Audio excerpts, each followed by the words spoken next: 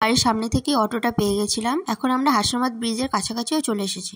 কাল এক্সাম আছে, তাই সকাল সকাল উঠে আমাকে যেতে হবে কল্যাণীতে। চারিয়ার চোটে আমাকে আমার সিটটা অন্য কাউকে দিতে হয়েছে। ওই দাদারা অনেকক্ষণ দাঁড়িয়েছিল বলে অনেকটা ফির দমদমে ফাঁকা হয়ে গেল, আর খানিকটা আগে হয়েছিল বারাসাত। বিধাননগর টাকা একটু দা, একটা জিনিস দেখাবে, একটুখানি টাকা। দাড়ি কামিয়েছে, চারটে দাড়ি বড়, চারটে দাড়ি ছোট। 1 নম্বর প্ল্যাটফর্ম পেরিয়ে বাইরে এসে দেখলাম এখনো রিনোভেশনের কাজ চলছে।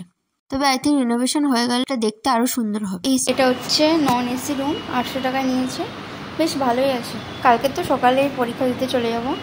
এখন শুয়ে পড়েছি, রহিমা এখন আসেনি, ওর আসতে 2-2:30 বেজে যাবে। Hello guys, welcome to another video. বাড়ির সামনে থেকে অটোটা পেয়ে গেছিলাম। এখন আমরা হাসনাবাদ ব্রিজের কাছাকাছিও চলে এসেছি। সকালবেলা ঘুম থেকে উঠতে কিছুতেই ভালো লাগে না, কিন্তু কিছু করার নেই, কাল এক্সাম আছে, তাই সকাল সকাল উঠে আমাকে যেতে হবে কল্যাণীতে। জায়গাটা পুরোপুরি নতুন, তাই সঙ্গে দাদাকে নিতে হলো।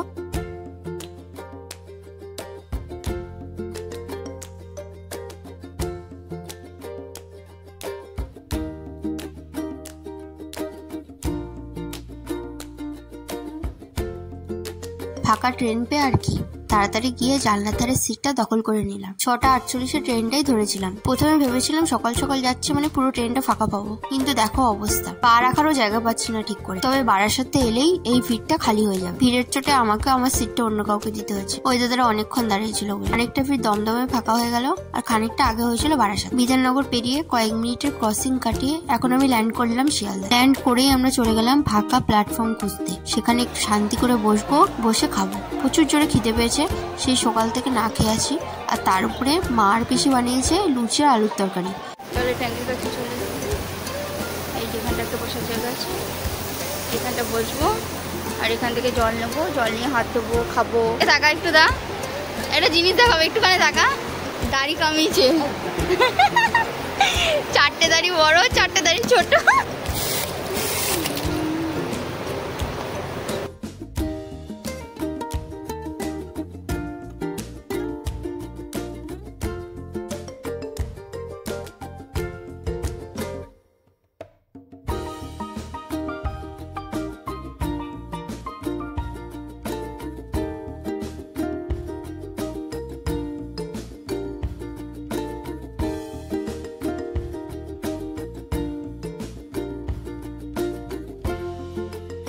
খাওয়া দাওয়া শেষ, ওর হাত দিতে এসছি।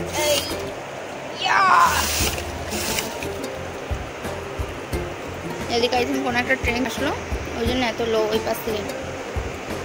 বলুন সন্তু দাদা, আপনি যে বাড়ি থেকে এত কষ্ট করে আমার জন্য এসেছেন, তার বিনিময়ে আপনি কি চান? তাহলে আপনাকে বাড়ি গিয়ে আমি 4-5টা লাথি দিয়ে দেবো ফ্রিতে। নো, আপনি কেন দেবেন? কষ্ট করে আপনার পা ব্যথা করবে। বলুন, আর কিছু বক্তব্য আছে আপনার? তো ব্যাগ নিয়ে বসলো, চুরি করে চলে যাবো। দেখা যাক আমার ব্যাগটা কি লোকে চুরি করতে পারছে কি পাচ্ছে না। আমার একটা ভাই আছে যে ইদানিং অনেক বোবা হয়ে গেছে, যার মুখ থেকে কথা বেরোচ্ছে না, আর সে বিরাট হিংসুটে হয়ে গেছে।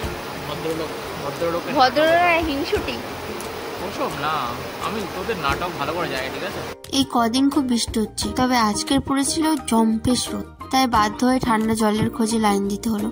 জলও পড়ছিল সরু সরু হয়ে, কয়েকজন নিতে পেরেছিল, কয়েকজন পারে। পেট ভরে জল, লুচি, আলুর তরকারি খেয়ে এখন দাঁড়িয়ে আছে ট্রেনের অপেক্ষায়। শিয়ালদা টু কল্যাণী অনেক ট্রেনই আছে, কিন্তু প্রত্যেকটা ট্রেনেই সেরকম ভিড়। নিজের সিটে বসে অনেকটা নীল আকাশ দেখতে দেখতে আর খানিকটা ঘুমিয়ে ঘুমিয়ে আমি চলে আসলাম কল্যাণীতে।